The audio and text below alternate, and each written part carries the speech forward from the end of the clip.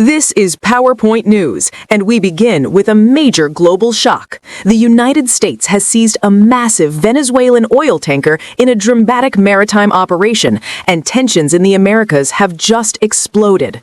This wasn't routine enforcement. U.S. forces stormed one of the world's largest crude tankers near Venezuela's coast, a vessel allegedly tied to sanctioned oil networks.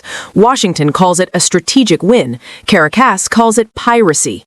Tonight, the world is asking one question: is this the start of something bigger? According to U.S. officials, the vessel, known as Skipper, was carrying more than 1 million barrels of Venezuelan crude.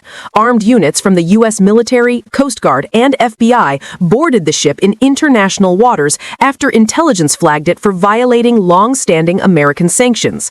The tanker had reportedly been masking its identity, switching flags, and manipulating GPS data to evade monitoring. When U.S. helicopters hovered and commandos descended onto the deck, the operation instantly set off a political firestorm. President Trump praised the seizure as a big win for American enforcement. He emphasized that the tanker was part of what he called a corrupt oil smuggling network and doubled down on efforts to choke off Venezuela's revenue streams.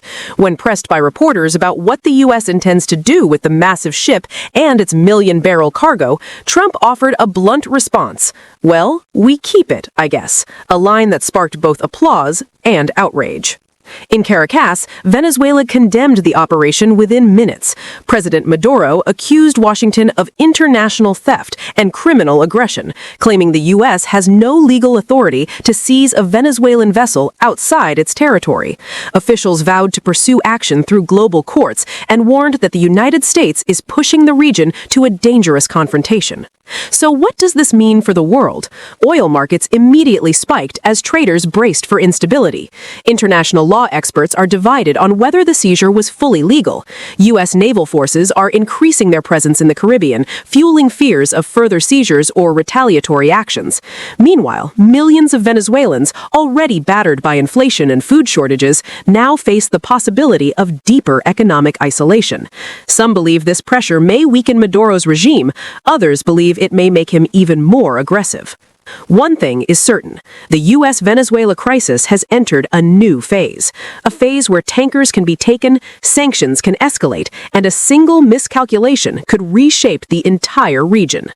You've been watching PowerPoint News. If you want to stay ahead of the biggest breaking stories, make sure to like, subscribe, and turn on notifications. And let us know in the comments, was the U.S. justified in seizing this tanker, or did Washington go too far?